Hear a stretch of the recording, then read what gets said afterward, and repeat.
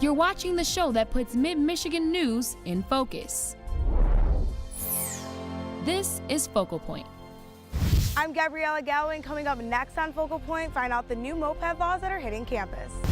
Coming up on Focal Point, find out what one Lansing local man is doing to change the homeless lives one step at a time. 1, 2, 3.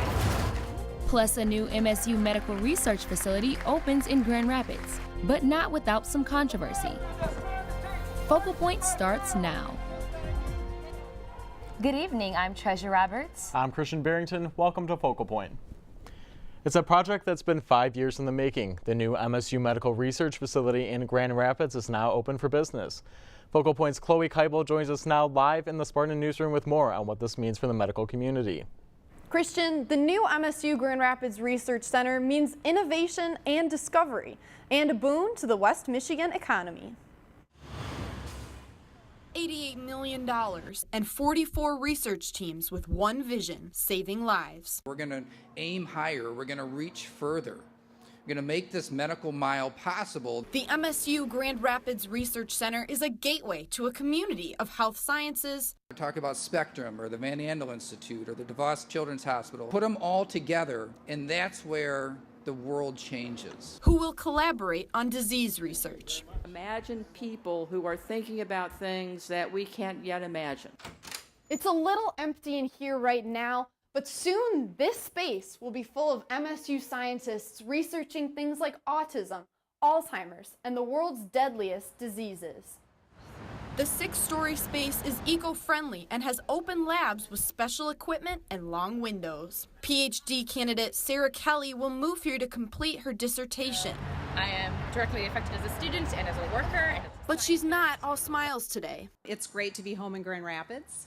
The DeVos family donated $10 million to the building, and Education Secretary Betsy DeVos is speaking at the opening ceremony. Betsy DeVos does not represent Michigan State.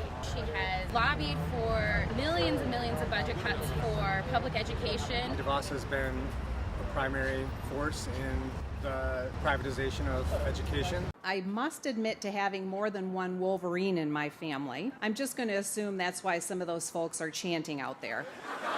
Absolutely, make education great. Who can argue with that? While protesters and counter-protesters chanted a few hundred yards from the ceremony, Michigan State President Luana Simon had this to say to DeVos. We can share a vision, and it's about having children who are healthy, and children who are well educated, and children whose dreams are always bigger tomorrow than they are today.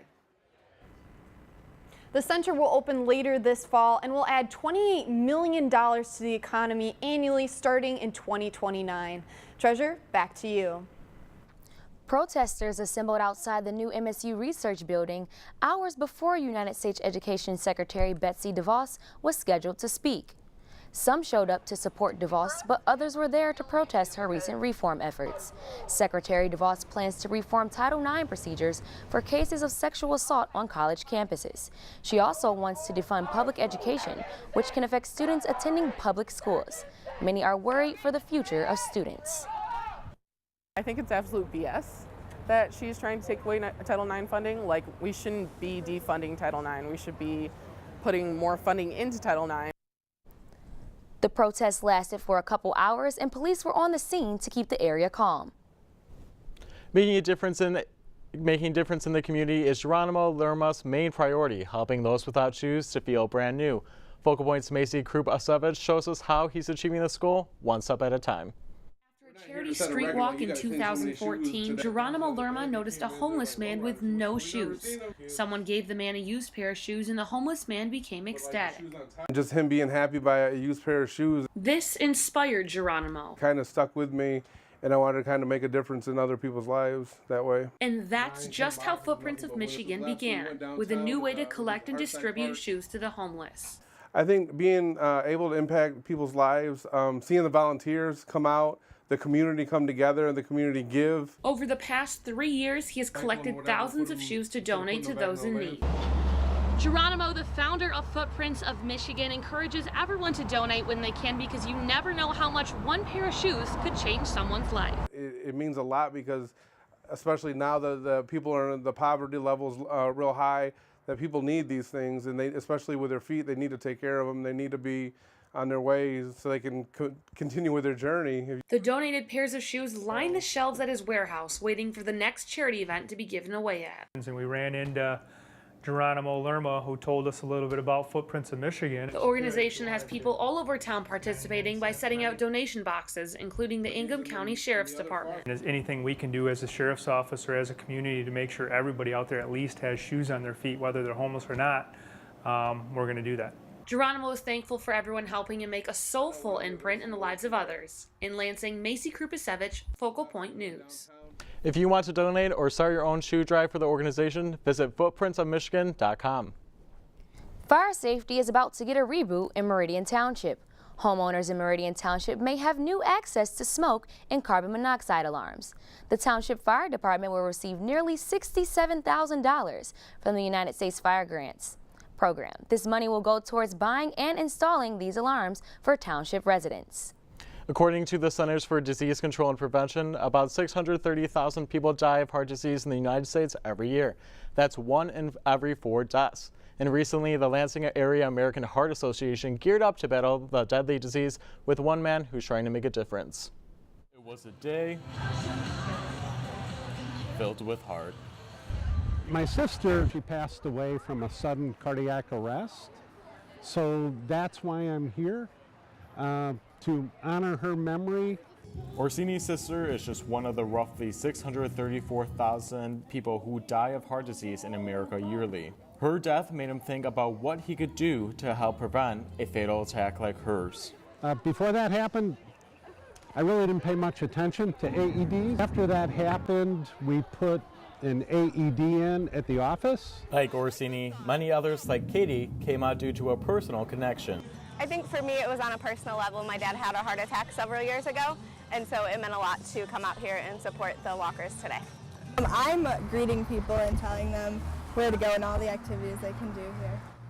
Volunteers like Diana Morse were teaching CPR, so in the case of emergency, they can save a life. 10 and 11. So we're from Volunteers Around the World, which is a club at Michigan State where we go abroad and we do medical outreach trips. We're just kind of helping out in the community, and now we're here at the Heart Walk. Teaching participants how to do CPR. All you have to remember is 30 to 2, 30 to 2, 30 to 2 is all that you do. Instead of the traditional 30 compressions for 2 minutes, the AHA is now instructing people to do 2 sets of 30 compressions per minute. And to those who couldn't be saved, Orsini says to remember the good. He just was a giver, and I miss her. Experts from the Heart Association stress the importance of diet and exercise along with being trained in life-saving techniques like CPR. Blues on the Grand wrapped up last week, closing out their 2017 summer concert series.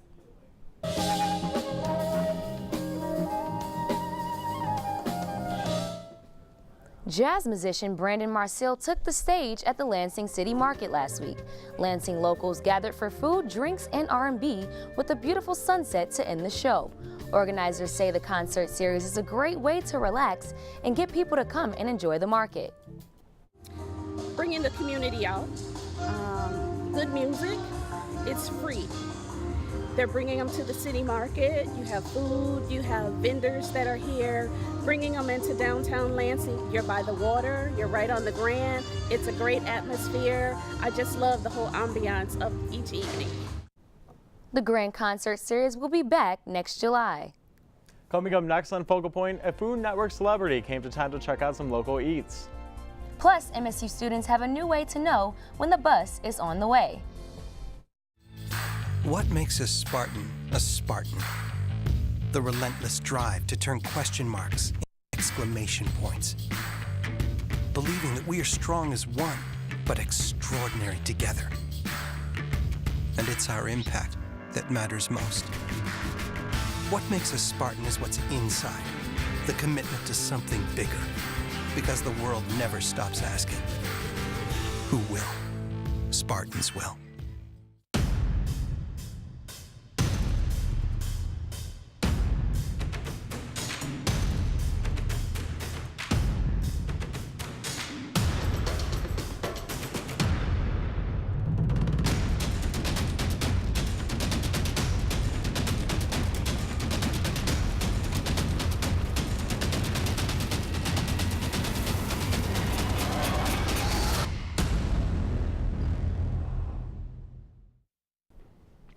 Food Network star Guy Fieri made a stop in downtown Lansing recently for his show Diners, Drive-Ins, and Dives, visiting 4 local restaurants. Meet Southern Barbecue was one of the restaurants featured on the show. Big portions that attract customers and create lines at the door is why Guy himself described the place as a righteous joint in Lansing, putting pork belly in a Reuben and smoking up wings. Featured in episode 4 of the show's 27th season, customers and workers seemed excited to have their local restaurant on national TV. Food is amazing, the atmosphere is fun, and it's just a great place to spend an evening. I was surprised that he came to Lansing. I didn't think that we would definitely be seen by him. He was great. He came in and he literally shot it like once or twice. Guy and his crew also shot episodes of the Capital City Barbecue, Zayton, and East Side Fish Fry. Check out foodnetwork.com to see when these episodes will air. New moped parking rules are coming to campus next year. And the Business College is expanding. Gabrielle Galloway joins us now in the newsroom with these stories and more in our on-campus report. Thanks, Christian. Well, if you're anywhere on MSU's campus, you know that mopeds and scooters are everywhere. New rules, though, are making it less convenient for some, but MSU officials say they have good reasons for the change. With a 5,200-acre campus, many Michigan State students look to mopeds for a convenient way to get to and from class. Josie Fogeth likes the convenience of riding her moped to class. The reason I did get a moped was because my classes were like in Comarts or Acres, pretty much every single one. Students have always been able to park at the bike racks without paying a permit fee, but changes are coming. I did have to buy a pass, it was $50. For now, students are still allowed to park their mopeds at the bike racks, but now must buy a $50 permit to do so. Police Captain Doug Monat says more changes are coming next year. We will have moped parking lots in place to where the mopeds can park and they will no longer be allowed to park at the bike rack. MSU student Sam Bilecki is not happy about the proposed new designated parking lots. I think that the whole point of having a moped is for the convenience and the availability that it is on campus, and with the new laws kind of makes it harder for you to park and even use a moped. Officer Monat reminds students to get off their mopeds and not ride them on the sidewalks, walk them to the bike rack. If that's driving on the sidewalk, that causes problems for people that are actually walking on the sidewalk, which is what they're designed for. The recommendations for the new moped laws come from the University Traffic and Transportation Committee on campus. I think that it's just kind of a money pit at that point. You can find more information about these new moped rules on the MSU Police Department website at police.msu.edu. Students who ride the bus now have an easier way to know what time the bus will actually arrive. CATA is now partnering with the Transit app this year to help make it easier for students to get around campus. CATA employees have been passing out flyers to students introducing the new app. The app allows users to receive real-time bus tracking, an alarm system, and notification of delays for several routes in the greater Lansing area. It's simple and it's really easy to use. All the information is just there, and it doesn't take long to figure it out. The Transit app is a free download and provides several bus routes around the greater Lansing area. A new grocery store on campus is making it convenient for students to get fresh food and staples without having to travel far. Sparty's Market recently opened for business at the beginning of August and is located at the corner in the new 1855 place of Kalamazoo Street and Harrison Road.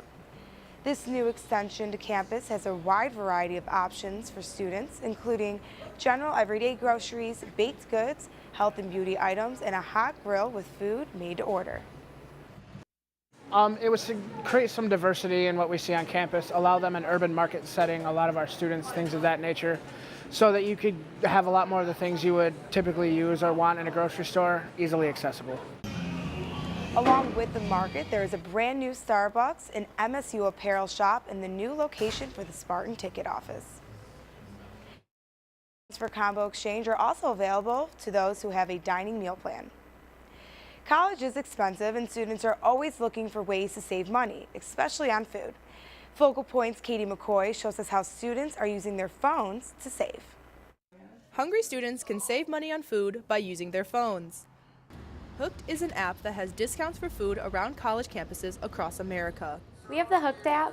Although the deals last between 1 and 3 hours, Hooked has partnered with over 1,500 restaurants. And I've got the app for it, for the $2. And has a network of 500,000 hungry college students. Thank you. Using the app was really easy. It was like really easy to like download, and then we just like showed them up there. They knew exactly what we were talking about, so it wasn't like they had no clue. In East Lansing, Gigi's Cupcakes is one of many that advertise different deals throughout the week. I would say I get at least 5 customers every week that use it. Gigi's has 2 types of deals they advertise on Hooked. As an employee, Brittany's job is to create new deals that appeal to money-savvy college kids. You gotta open it. So we have a couple different deals. We have a BOGO cheesecake or a BOGO cupcake, so you buy one, get one free. It's really good. For $2. Then we have a $2 one, which is the Hooked app that's going on right now. The deals are different every day, not just at Gigi's, but a variety of businesses have discounts through the Hooked app. I mean, I would recommend it just because you're saving money, and I mean, what college student doesn't want to save money? From East Lansing, Katie McCoy, Focal Point News. The Hooked app is free to download. The Business College will soon sport a new look. Half of the Eppley Center was torn down to make a way for a new pavilion. This $60 million construction project is designed to increase the number of classrooms in the Broad College building. This 3-story, 100,000 square foot facility will include space for networking events among employers, business professionals, and alumni.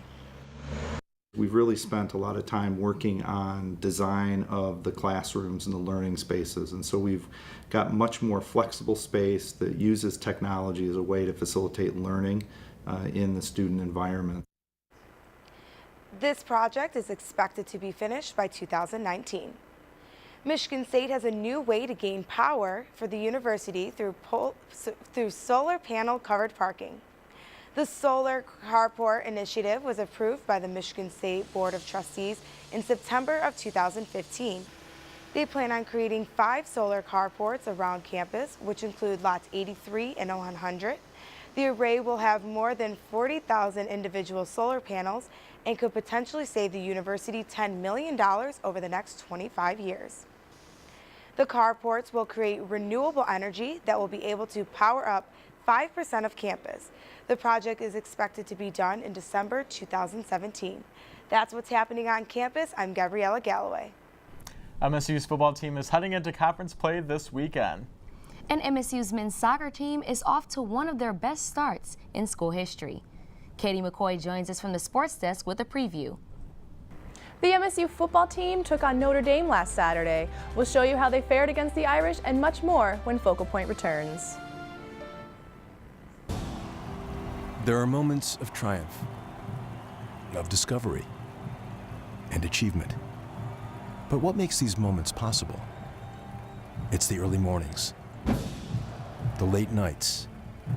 It's having the will to persevere. So let's take a moment to celebrate. But more importantly, let's salute the will it takes to get there. Spartans will.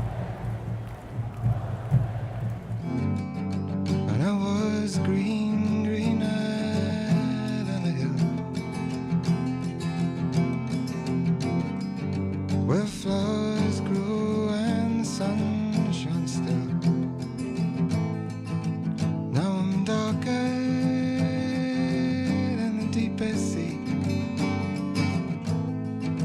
Just hand me down, give me a place to be.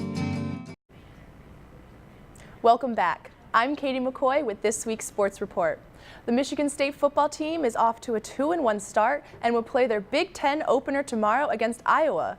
The Spartans will face the Hawkeyes for the first time since the Big Ten championship game back in 2015, when the running back L.J. Scott stretched over the goal line for the game-winning touchdown. That win gave the Spartans their 3rd Big Ten championship in 6 years and earned them a spot in the college football playoff. Earlier this week, head coach Mark D'Antonio gave his thoughts on the upcoming matchup.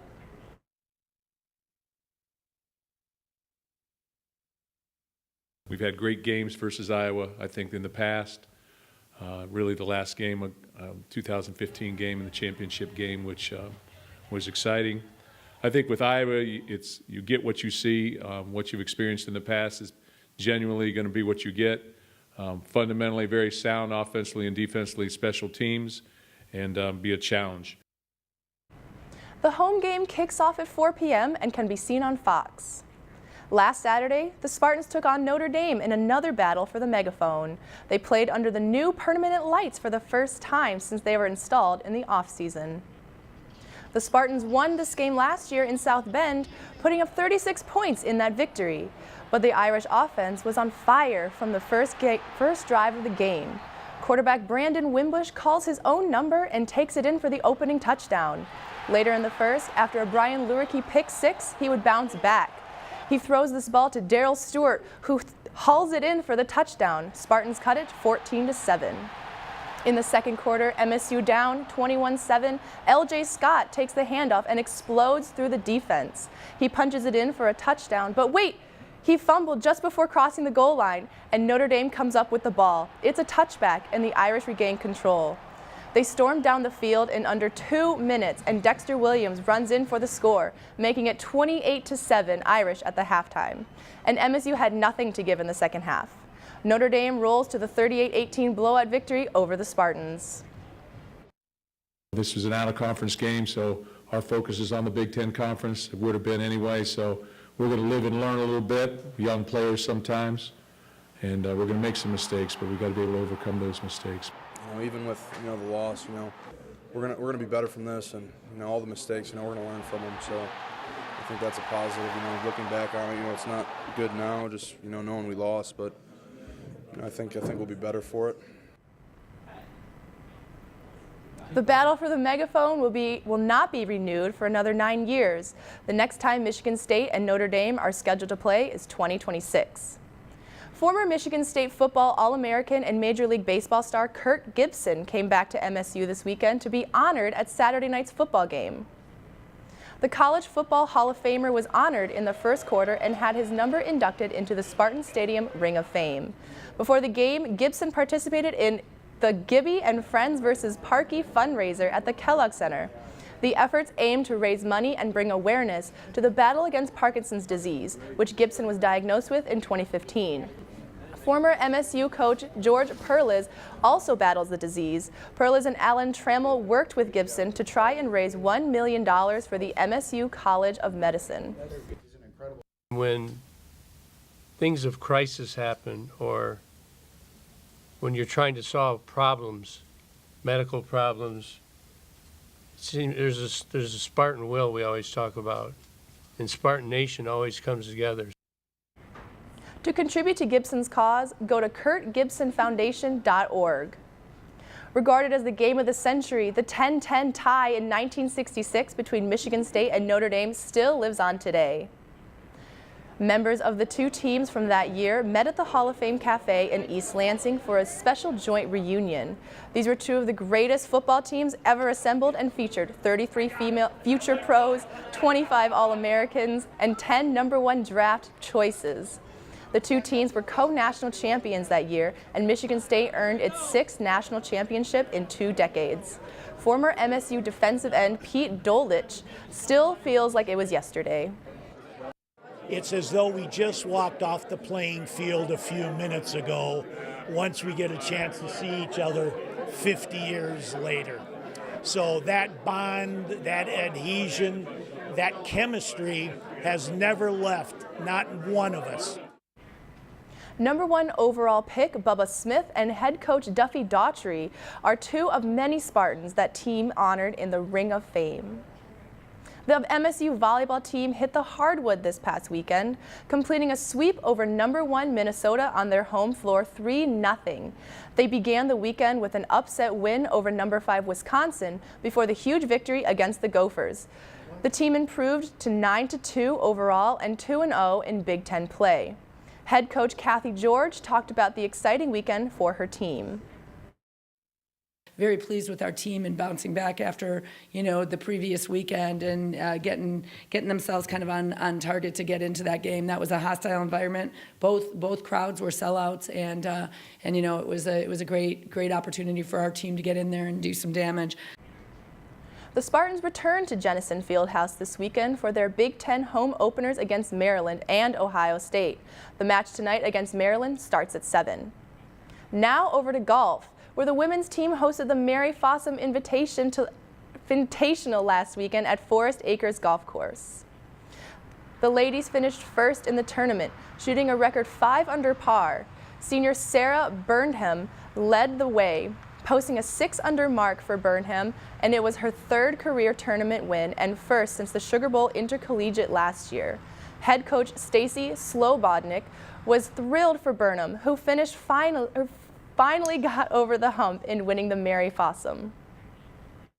It's just a great feeling to win at home, to have the community support, and also then to win for Mary, you know, my coach, and who began this program a long time ago at the beginnings of Title IX. So just a great feeling to win here. The Spartans will be back in action October 2nd and 3rd in the Windy City. The MSU men's soccer team suffered their first loss of the season this past Wednesday against 24th ranked Akron 4-1. The loss puts the 4th ranked Spartans at 7-1 and 1 on the year. Damon Rensing's club was off a tie against number 3 Maryland last Friday. They now move forward and play Ohio State back home this Sunday. That's what's happening in a busy week in sports. I'm Katie McCoy. And finally tonight, an opportunity of a lifetime for some MSU and local high school students who shared the stage with Broadway professionals in a new musical. This collaboration is part of the Imagine program that gives high school and college students the opportunity to work alongside Broadway professionals. Put on by the MSU Department of Theater and the Wharton Center, We Foxes is a gothic thriller about an orphan named Willa who is adopted into a privileged world and soon discovers some dark secrets in her new home. The musical was written by Ryan Scott Oliver and directed by Marshall Paylett.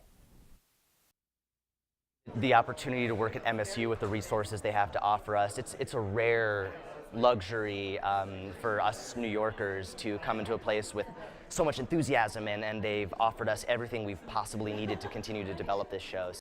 We Foxes was featured at the Wharton Center from September 22nd through the 24th.